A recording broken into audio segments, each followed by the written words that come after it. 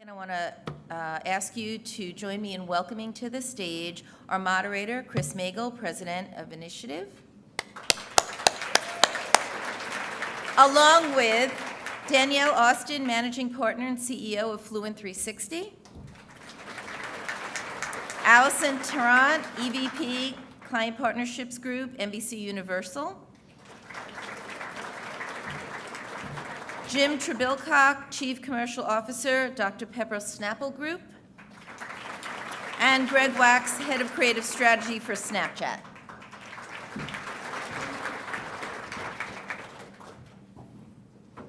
Okay, we good to go? All right. Sit down. Yeah, go have a seat, guys. Okay, hi everybody. Good morning. Thanks for joining us this morning. I am Chris Magel, President of Initiative, week 12. I don't know how many weeks I get to say that. How long do you get to be the new guy? I have learned a lot today already. I have learned that I need to get myself a pack of extra gum because I think that's going to help me improve my marriage. Thank you, Rob. That was extremely valuable. We're going to get started quickly. I'm really excited to be able to do this panel this morning. We have an amazing array of folks from all different parts of our business, from traditional media, from a new platform, becoming a media partner, from creative and marketer, and I represent the media agency side.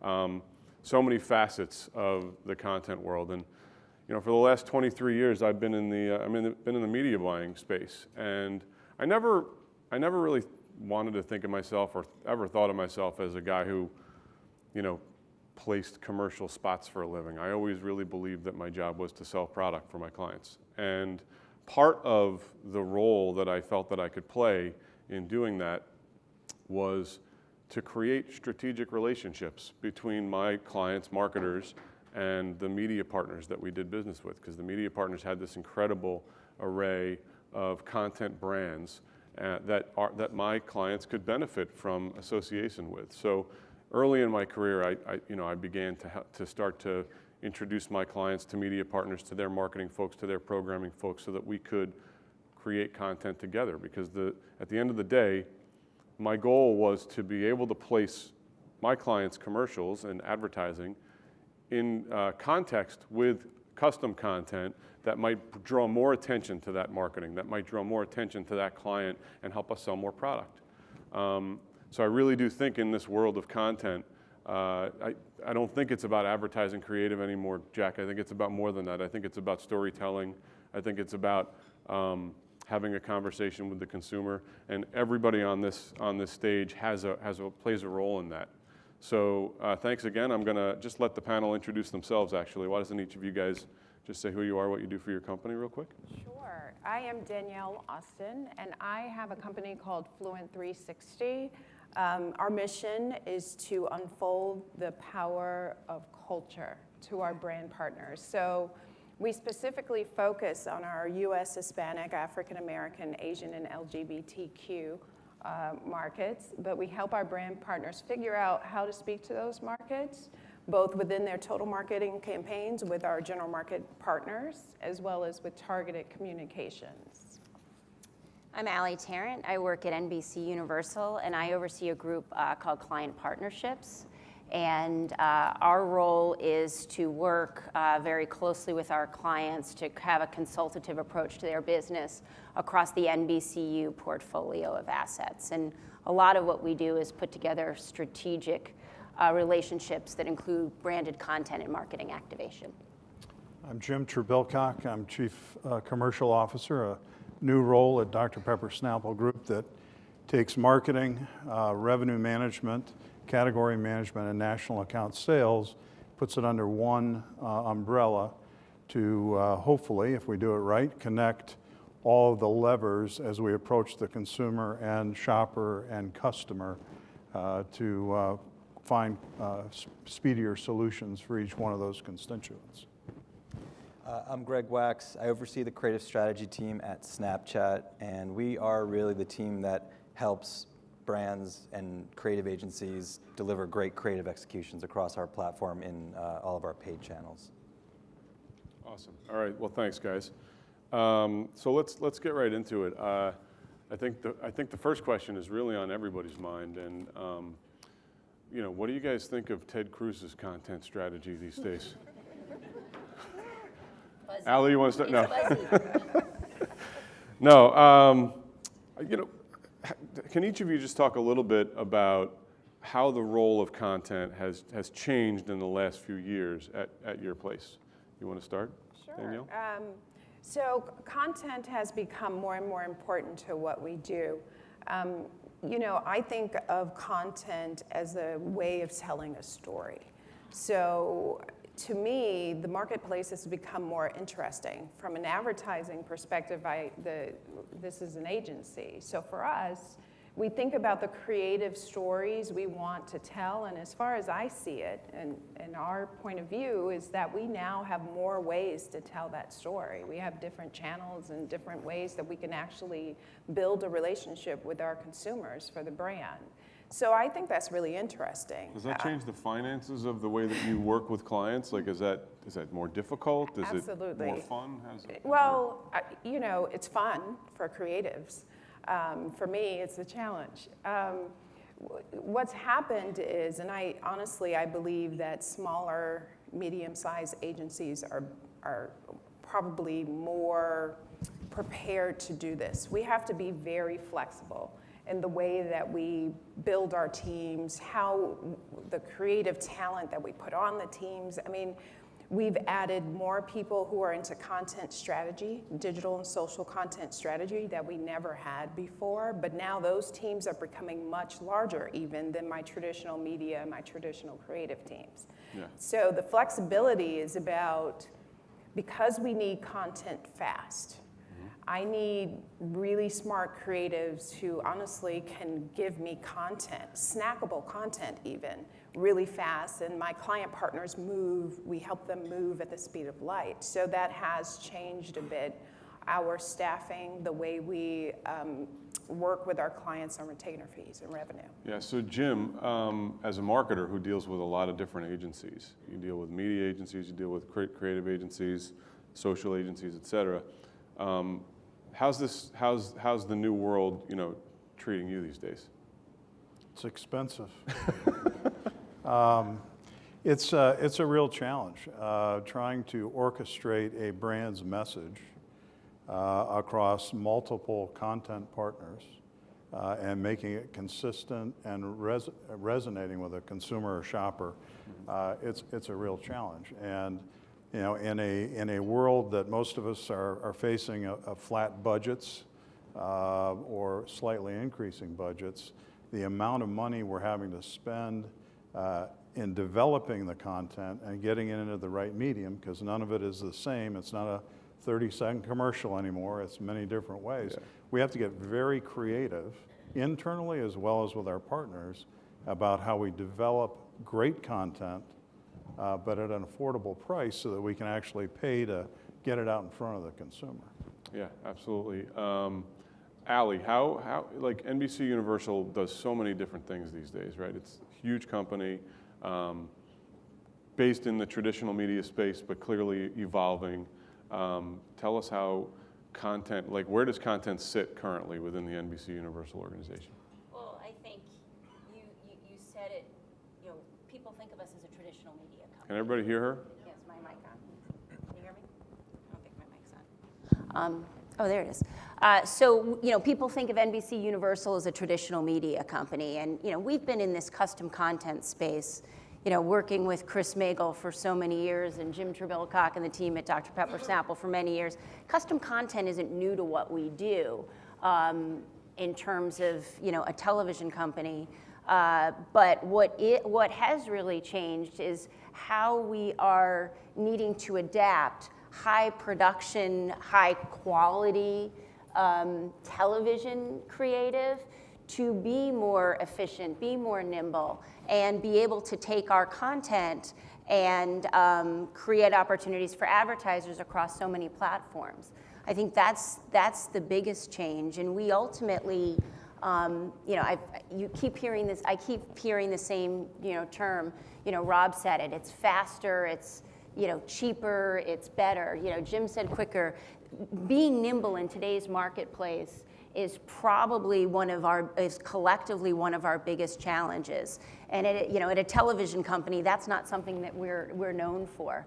And so adapting our ability to develop creative at that high production level that, that audiences expect for television, I think is one of our biggest challenges, and that's what we've really been creating more resources and capabilities internally to be able to produce content for so many different platforms. So that makes me want to ask a question of Greg, but also yourself about how you work with third parties these days, right? So you talk about creating content, and it's not just to place in the TV shows that run on your television networks, right? Like you've now started to craft partnerships Yep. with outside parties. Do you work with Snapchat? Yeah, we definitely do. Greg and I were just chatting. We've done a couple programs together with Telemundo, and we're working on a number of other, big initiatives. I think there'll probably be a big announcement coming out soon, and how we're working together. But, at NBC, we realized at NBC Universal, Steve Burke and Brian Roberts, as they were building this company, we realized that our content is traveling everywhere. And so we need to, and consumers are, interacting with our content on Snapchat, on Facebook, on BuzzFeed. So we've really changed our distribution partnership strategy, to have more opportunities to connect our advertisers' brands to the conversation that's happening with consumers around our content on all these different platforms. And it's really been a win-win for us because we're learning so much from partners like Snapchat and partners like BuzzFeed in terms of how to adapt to content creation, for different consumers on different platforms that I think you're going to continue to see us expand while we have a lot of distribution and resources, really continue to extend our content partnerships with so many other partners so we can be everywhere the consumers are. Yeah, I think that's really fascinating. That's a big development over the last couple of years, I think. And I also want to get to, maybe at some point, if we have time, whether you're thinking about, in a world that is data informed, are you guys creating versioned content for clients that can be more nimble across the platforms? But I want to hold that because I want to see what Greg's life is like these days. A year ago, Snapchat didn't work with marketers, right? There was no advertising model. It was a cool platform that, raise your hand if you were on Snapchat a year ago. Bullshit. Some of you definitely were, I'm sure. They had it on their device. They had it downloaded. They might not have been on it. There were a lot of users, but they were definitely not over 25.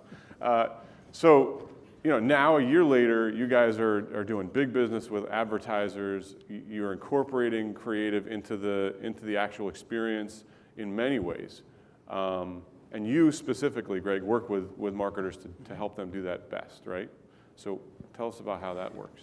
Yeah, I think, Ali was saying some things that were really interesting, and I think, there's a big misconception that Snapchat's a social media platform, and that's all we are. And I think a lot of that comes from the fact that we're mobile, we have a lot of young people on the platform, and we have over 100 million daily active users, right? I think what you have to look at are partnerships that we have with big media companies and what we're bringing to the table from a content. So it goes back to your question about content. We're really creating a new form of storytelling and new form of content. If you think of things like the Video Music Awards last year, there were about 9.6 million people in the demo that watched the VMAs on MTV. There are about 13 million people that actually watched the live story that aired on Snapchat around the VMAs. It wasn't cannibalizing the audience, but it's actually a very different experience. So for those of you who haven't seen our live stories, it's a very immersive experience where you're actually able to see a perspective of an event that you can't get from the way that a TV crew. I worked in TV for 15 years, and I know firsthand that it takes a lot of people and time and money to set cameras up and have a control room and create a TV program.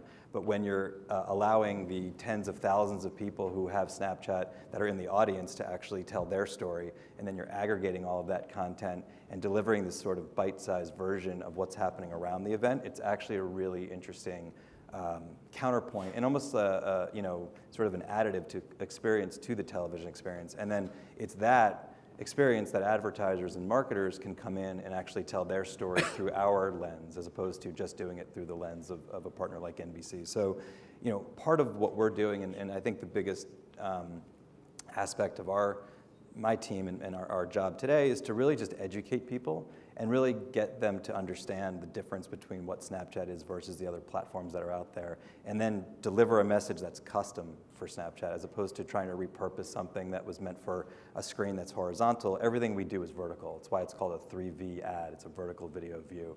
And so trying to just change perception of a creative director who might be planning a shoot for a 30 or a 15 and say, hey, when you're on set, just capture like 5 minutes of B-roll that's vertically formatted, and then you'll be able to take that and actually create something that's bespoke for Snapchat, which I think is what's really important for our audience, is something that feels like it was made for Snapchat, and it was not necessarily just tried to, sort of shoehorn it into our platform. So you mentioned that 13 million people consume the story around the Video Music Awards. Give or take a few 100,000. And you have Nielsen is measuring your audience Correct, now, right? yeah. That's pretty cool, huh? I think that's interesting that in sort of an old school audience measurement company like Nielsen is working with Snapchat already. I actually think it's great because it shows trust in the measurement capabilities that are out there and an understanding that if you're going to interact with brands that you do need trusted third-party measurement. But I'm curious, did you have marketers involved with what was going on the platform? And because you have a relationship with Viacom. Yeah, we did. So when we do live stories that are partnered, what we would refer to as a partnered event, like the VMAs or any of our major, sports partnerships with MLB, NHL, NBA, we're working in conjunction with them to have access. So we have the ability to do what's called a geofence around their event and actually use their marks and their sort of IP, if you will. But we also were able to work with advertisers who actually created ads that were specific for that live story and actually put a 10-second video spot that was very relevant. And that's really what's important about advertising on our platform. And I think just advertising in general is to just know where your ad is running and be really relevant and not necessarily put a message out there that just seems to sort of live kind of on its own, but actually make sure that that message doesn't necessarily have to be native and doesn't have to feel like a Snap, but actually had messaging and has talent or has some sort of tie-in to sort of the relevance of that event. And we had brands in various categories, from a beauty brand to a QSR that did ads that were actually very specific for that live story. Awesome. All right, so I want to just get into maybe some good examples. So Danielle, do you have an example of something that you think is something you're proud of from a non-traditional content perspective? Sure. So 2014 was a big year for our U.S. Hispanic market because it was the year of the World Cup. Mm-hmm. And we, one of the things that I think Greg is alluding to, we started a year in advance in planning all the ways we would reach our U.S. Hispanic consumer with an integrated platform and creative program through multiple channels. And so obviously, marketers are still, I would say, still focused on the traditional big place, like what are we going to do on television? But what we wanted to do was take it into all the channels, because this consumer is 25% more likely to consume mobile media. So we knew we had to go all the way from the great television spot all the way down to the small screen mobile. It took a year of planning, of bringing 5 agency partners together, as well as, I believe we had 12 social and digital media partners that we worked with. And it was incredibly 17 successful. Partners? Yeah. Wow.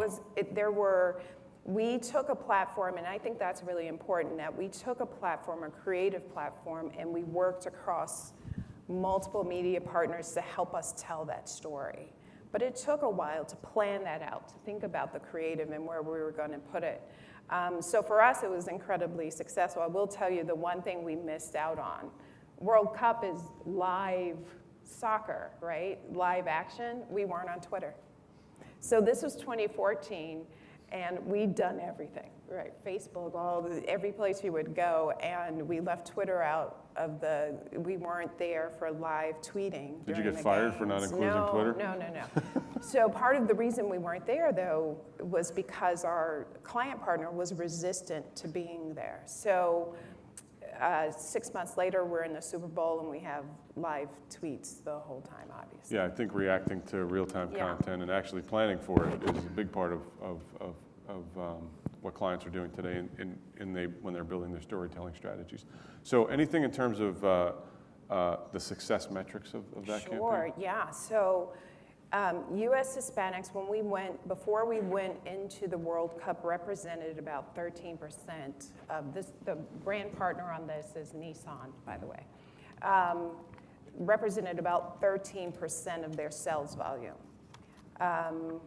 Year over year, they grew 15% in sales volume with U.S. Hispanics alone, and today they represent nearly 20% of That's a real Nissan's success story. sales volume. So, I mean, you know, our Nissan in the category is not the big player, right, after Toyota and Ford. And so their media budgets are quite small, so we have to be incredibly smart with the moments that we decide to go into. So that worked really, really well. And so we continue next we'll have another announcement coming up of how we will continue that excitement of soccer. Yeah, and I want to go to the other panel members, but basically, do you take this approach now with other clients because of that experience? Absolutely, Yeah. absolutely. We start actually, you know, we have multicultural consumers over-index in social and mobile and digital media anyway. So we start planning in those mediums instead of starting from the traditional down. Yeah, I think that makes a lot of sense. Allie, what do you say? What are you proud of today? You know, we just did a program in the last month with American Express, and they were launching a new card, and it was giving rewards back to their consumers. And they came to us and they said, to create this experience, we want to give content back to audiences. So we created a program that, you know, launched on Leap Day, because it was the extra day you get back. And it was in The Voice, it was in Seth Meyers, and it was in Blind Spot. And the thing that I like most about this program, it was the notion that the client had the insight of, we have to be thinking about the consumer first, and how do we create a richer experience for the consumer around what they care about. And I think the more as marketers that we are thinking about the consumer first, and I think that's clearly what, you know, Snapchat does so well, is build it around what's important to them, and therefore, you know, you'll get the engagement and the brand halo effect of delivering value for consumers. And I think in the branded content space, it's hard to stay focused on that. You've got brand managers, you know, who have very specific goals, that have media budgets that have to drive, you know, ROI, and, you know, very often they'll say, I need these 5 brand message points put into branded content. That isn't always going to ultimately achieve the success that they want. Really recognizing what's authentic to the platform, what's authentic to the audience, that environment is where you're going to have the greatest success. So, you know, that's a program where the client and the agency were so focused on the consumer first to build out the experience that we've gotten, you know, tremendous results and great feedback on social for that program. So you mentioned sort of marketers have to kind of let go, right, a little bit. On a percentage basis, how do you, like with all the clients you deal with, I'm sure you deal with a lot of clients, what percentage of clients seem willing to allow the creators of the programs and of the properties that exist within the NBCU portfolio to sort of bring the concept to life without too much micromanagement? It is such, Jim and I were talking about this earlier, it is such a critical aspect of success for brands to recognize letting the creative voice tell the story. So majority or minority let that happen? I would say the people that have been in it for a while have learned from that experience, and they do it much more freely. I went to a panel discussion with Sean McBride, you know, recently, and it was with a bunch of different social media. I know Snapchat's not social, but all these content creators talked about, let us tell the story of your brands. I had a client that sat there, and then we ended up doing a program with Seth Meyers soon after that, and he said, you know what, I'm gonna have Seth Meyers and his team write all the scripts and develop all the creative. it was the best spot of the entire campaign that they created, and they were so pleased with it. So it takes some risk, and Jim, will say, you gotta let you have to be able to let go, but when you have the right content creator that does that, I think the brands end up being very happy with the results, and the consumers recognize that. What are the metrics that you typically use to produce a successful story for a client? Well, I think it's driven primarily on what the brand, goals are. Sometimes it's, reach, it's, awareness for new campaigns. Otherwise, it's, have we changed the social conversations? How much, earned media have we gotten? So I think it really depends on the client campaign. All right. Jim, what are you most proud of in the last year or so? I'd say I'll give you two examples, two different ways in. One was with NBC Universal and our Snapple brand. We knew from consumer insights that the New York marketplace had a huge passion and love for Snapple that the rest of the United States didn't necessarily have. And we kicked off a New York-based campaign and leveraged our buy-in partnership with NBC Universal to develop branded content across almost all of their networks, online as well as on broadcast. But it was leveraging people like Jimmy Fallon, Nick Cannon, Andy Cohen, and several others that were doing customized content around their genuine love for Snapple. And we talked earlier, or just a minute ago, about leaning in. Let me tell you, dealing with Jimmy Fallon is leaning in. I would think Andy Cohen would be that way too. We were, they wouldn't let me go because I would have freaked out, but literally within 24 hours of the show, we did not know what he was going to say or do, all right? That was risky, but it worked. And as a result, our business last year on Snapple in totality was up high single digits, in some during the course of the summer, up double digits, and we consider it to be very successful from driving not only awareness for the campaign, but actually leading into conversion at retail. Jim, does that make you want to tell your people you got to let go? You got to let the artists do their thing? Yes, but within reason. Okay. It is this balance, right? We have a stewardship to the brand, and we have goals that we want to be able to connect, and it really speaks to getting with the right partners. Yeah. And knowing who you're going to be in the room with, that you know that you can argue and debate and but at the end of it, get to a good place. Doesn't always work that way, but that's the importance of having good partners. The other example is coming. So that was leveraging NBC Universal's assets to help us. Mm-hmm. The other example I would use is another way in on brand Dr. Pepper and college football. Mm-hmm. We've been a partner with college football for years, and our partner ESPN, as well as CBS, as well as Fox. But primarily ESPN, we developed a character called Larry Culpepper. And who knows Larry Culpepper in the room? Wow, that's a lot of people. All right. Larry Culpepper is has become quite a phenomenon, and we actually were able to take that asset and partner it with content that ESPN produced for us, that was tied in with their personalities in the ESPN Sports Center, and using John Saunders and Jesse Palmer to create content right up to the last minute, right before the trophy was handed out. But there's an example of us being able to work with a partner and them actually leveraging our asset across their network in order to drive business. And again, the results were high levels of engagement. They want more and more content from Larry Culpepper, the consumer, and the business responded. We were up on Dr. Pepper over the course of the football season when the rest of the category was down. Yeah. So I think it's an amazing, and I don't want to discount the amount of social work you guys did with that, and like Larry Culpepper essentially having a conversation with the consumer. Yep. It was a beautiful thing. And we ended up using Snapchat Yep. during the championship week leading his journey up to giving away the trophy. I'm sure your retail partners had a lot of partners that were involved in college football, but because you took that unique approach to content, that allowed you to stand out for those retail partners. Well, we also right? took some of that content and partnered with retailers as well to drive in-store activity. Yeah, which So, is very, very differentiating and impactful. Yep. Greg, what do you think? What's best in class on Snapchat? And what's the most horrible campaign that's run on Snapchat too?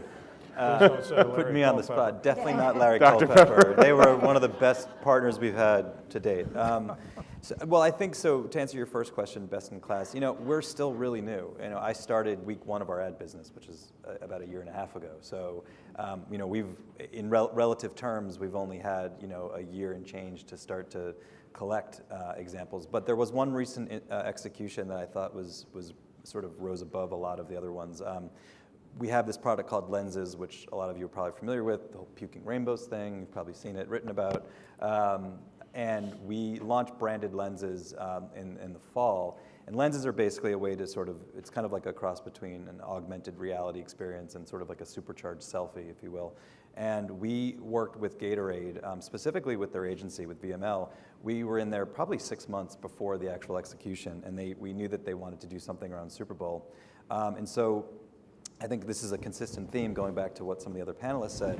We knew what their objectives were. They really wanted to make a big statement on Super Bowl Sunday, and knowing that, we were able to work with them and create a lens that allowed users to have the Super Bowl, the Gatorade dunk. So you opened your mouth and you had the black kind of paint under your eyes, and then a giant Super Bowl Gatorade can dumped on top of your head with orange Gatorade spilling out, and you heard sort of a crowd noise.